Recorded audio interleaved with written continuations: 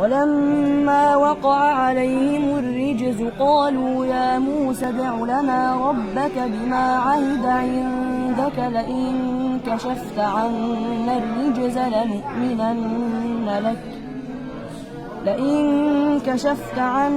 الرجز لنؤمنن لك ولنرسلن معك بني إسرائيل فلما كشفنا عنهم الرجز إلى أجل هم بالغوه إذا هم ينكثون فانتقمنا منهم فأغرقناهم في اليم بأنهم كذبوا بآياتنا وكانوا عنها غافلين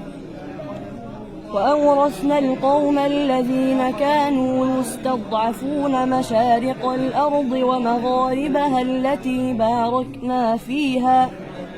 وتمت كلمة ربك الحسنى على بني إسرائيل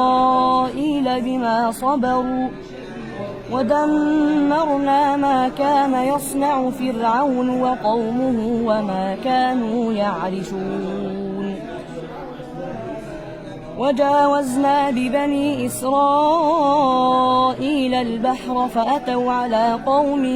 يعكفون على أصنام لهم قالوا يا موسى اجعل لنا إلها كما لهم آلهة قال إنكم قوم تجهلون إن هؤلاء متبر ما هم فيه وباطل ما كانوا يعملون